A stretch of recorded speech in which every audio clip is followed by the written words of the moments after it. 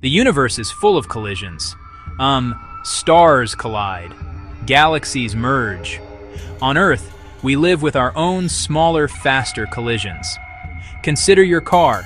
You are moving through space and time. Then, in an instant, everything stops. Your body continues its journey forward, a victim of its own momentum. This is the moment of impact. It is a violent, chaotic event that unfolds faster than a human thought. In this tiny sliver of time, less than the blink of an eye, your life hangs in the balance. The difference between walking away and a catastrophic injury is measured in milliseconds. Imagine this moment stretched out, frozen in time. The crunch of metal is a deafening roar. Glass shatters into 1,000 sparkling fragments.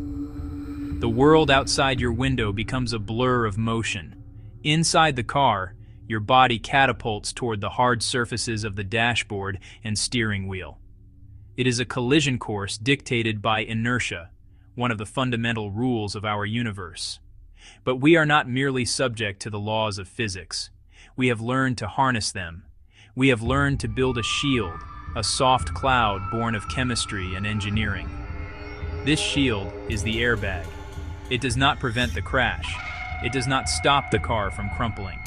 Its job is far more personal and far more critical. Its purpose is to manage your body's deceleration. The entire life-saving process begins with a silent question. Is this a crash?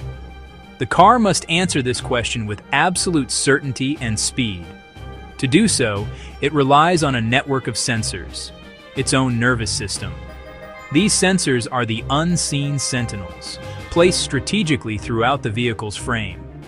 They are typically accelerometers, tiny devices that measure changes in motion, specifically changes in acceleration. When a car is cruising at a steady speed, the accelerometer reports a normal state. But a crash is not normal. A crash is a sudden, extreme, negative acceleration, a rapid deceleration.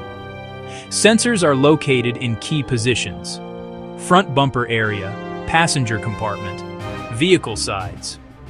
This placement lets the system gather data from multiple points and build a full picture of impact. A minor bump against a parking curb might trigger a small signal, but it won't be enough. The system is calibrated to tell a fender bender from a life-threatening collision. It's looking for a specific signature, a deceleration force exceeding a preset threshold, typically like hitting a solid wall at about 10-15 meters. Once that threshold is crossed, the sensor instantly sends an electrical signal, not a slow current, an urgent, high-priority message fired down a dedicated wire. The signal races at nearly the speed of light to the car's safety CPU. The whole detection, from first impact to alert, takes only a few milliseconds. It's a purely physical reaction, a switch flipped by collision forces. No time for hesitation, no room for error. The Sentinel has seen the danger and sounded the alarm. The elegance of the system is its simplicity and reliability. These accelerometers are incredibly robust, built with micro-electromechanical systems, MEMS. They contain a microscopic mass on a tiny cantilever. During a sudden stop, the mass keeps moving, bending the cantilever. That bend is measured electronically, triggering the signal, a simple mechanical principle, miniaturized as the first line of defense. These sentinels are always awake, always watching, ready to report the moment the laws of motion turn against you.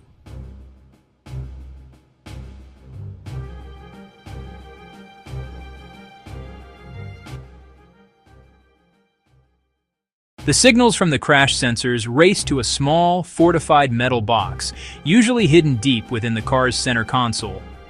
This is the Airbag Control Unit, or ACU. Think of it as the brain of the entire safety system.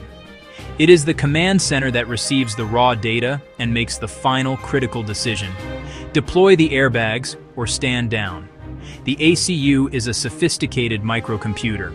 Its sole purpose is to analyze the signals it receives and interpret the severity and nature of the crash in an unimaginably short amount of time. The ACU doesn't just listen to one sensor.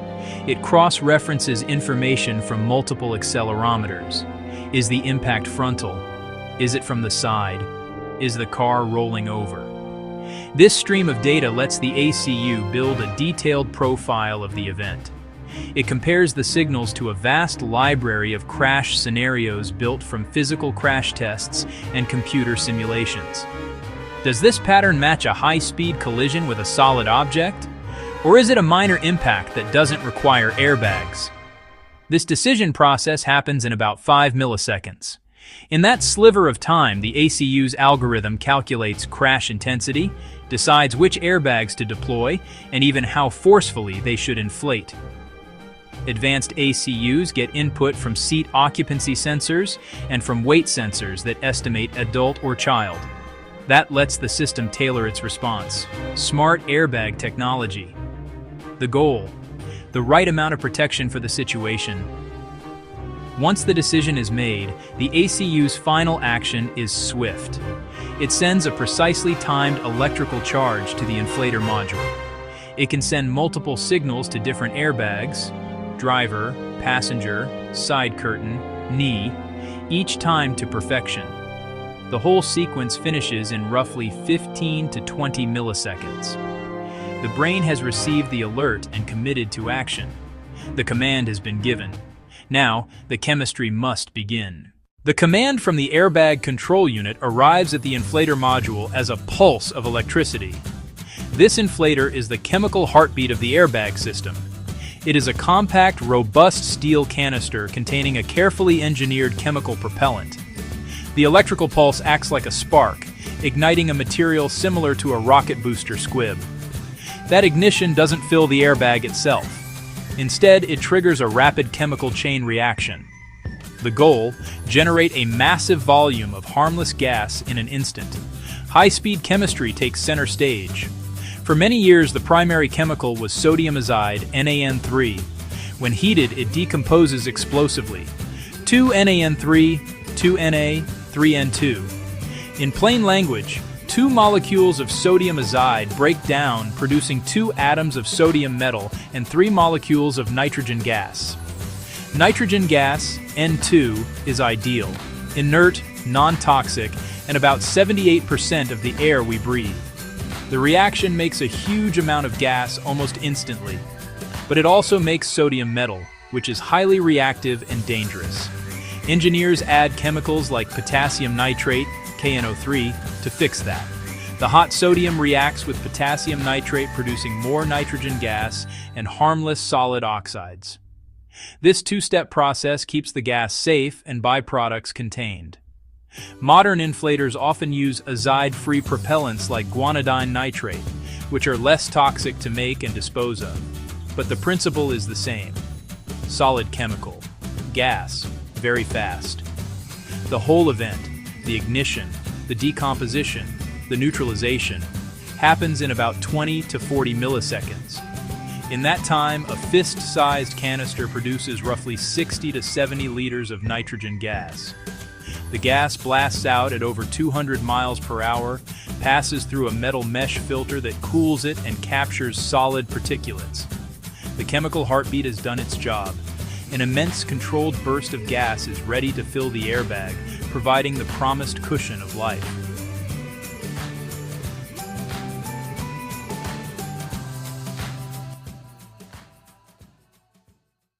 The torrent of nitrogen gas erupts from the inflator and floods into a tightly folded nylon fabric bag. Visual sequence. Pre-impact. Visual sequence. Airbag beginning to deploy. Visual sequence. Airbag fully inflated, cushioning the dummy's head. Visual sequence. Airbag deflating. The bag is stored inside a compartment, typically in the center of the steering wheel for the driver, within the dashboard for the front passenger. The force of the expanding gas is immense, powerful enough to burst through the plastic or leather cover that conceals it. The cover is designed with a specific tier seam, a score line that dictates exactly how it will open, ensuring the bag deploys in a predictable shape and direction.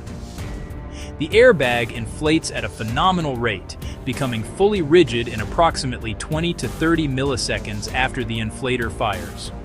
Sensing, processing, inflating, the entire system goes from dormant to fully deployed in about 50 milliseconds. To put that in perspective, a human eye blink takes about 300 to 400 milliseconds. The airbag is fully inflated and ready before your brain has even processed the fact that a crash is happening. It materializes in the space between you and the car's interior just as your body begins its forward lurch. But an airbag that stays inflated would be like hitting a brick wall. The key to its protective power is that it begins to deflate almost immediately. The bag is designed with small vents on the sides and vents on the back. As your body presses into the fully inflated cushion, the gas begins to escape through these vents in a controlled manner. This action absorbs your kinetic energy, slowing your forward motion much more gradually than an abrupt impact with the steering wheel would. It is not a hard stop. It is a cushion catch. The bag catches you, then gently lets you go, all within a fraction of a second. By the time the vehicle has come to a complete stop, the airbag is already largely deflated. This clears your field of vision and allows you to exit the vehicle if necessary. A fine, talc-like powder, usually cornstarch or a similar substance, is often used to keep the bag lubricated and to aid in its deployment. This is the harmless smoke often seen in the cabin after an airbag is deployed. Inflate to meet the occupant, absorb the energy, deflate to get out of the way. It is a fleeting, powerful, and life-saving performance. The concept of an inflatable cushion to protect people in collisions is older than you might think. The first patents for such systems were filed as early as the 1950s, envisioning a future where automated safety devices could assist drivers. However, the early challenges were immense. The technology required to reliably detect a crash and inflate a bag quickly enough simply did not exist. Early prototypes were often unreliable. They were too slow to be effective. Some used compressed air tanks that were bulky and impractical. The dream of a cushion of air remained just that, a dream on a drawing board. It was the space race that provided new tech, and advances in solid propellant chemistry during the 1960s filled the gap. The technology developed for rocket igniters and explosive bolts offered a way to generate a large volume of gas from a small, solid chemical package. Automakers began experimenting in earnest. In the early 1970s, the first commercial airbags became available as an option on a few models. Ford, General Motors. These early systems were rudimentary. They were often marketed as a replacement for seatbelts. That misconception proved dangerous. Public acceptance was slow, and the technology remained a niche, expensive option for years. The turning point came in the 1980s and 1990s. Safety regulations and consumer advocacy pushed airbags into the mainstream. In 1998, the United States mandated dual front airbags in all new passenger cars. Those first-generation systems were powerful and effective at saving lives in high-speed frontal crashes. However, their single, forceful stage of inflation could pose a risk to smaller adults. Children, out-of-position occupants, reports of airbag-related injuries prompted a new wave of innovation, leading to the development of smart airbag systems. Today, airbag technology is a universe away from those early designs. Modern cars feature advanced, multi-stage inflators that can deploy with less force in lower-speed crashes. Side impact airbags mounted in the seats. Side curtain airbags that drop from the roofline to protect the head. Knee airbags. These systems work in concert with seat belt pretensioners and advanced sensors that detect occupant size and position. The airbag has evolved from a single, blunt instrument into a sophisticated, intelligent network, a testament to decades of research, testing, and a relentless drive to make every journey safer. The evolution of the airbag is far from over. As we stand on the cusp of a new era of automotive technology, the future of safety is becoming more predictive and all-encompassing. The next generation of safety systems will not just react to a crash, it will anticipate it. Radar, LiDAR, cameras, vehicles are beginning to create a 360-degree digital shield. This allows the car to see a potential collision seconds before it happens, giving the internal safety systems precious extra time to prepare.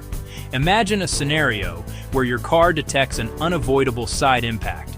Before the collision even occurs, the ACU can prime the airbags, pre-tension the seat belts, and even adjust the seat to move the occupant away from the point of impact.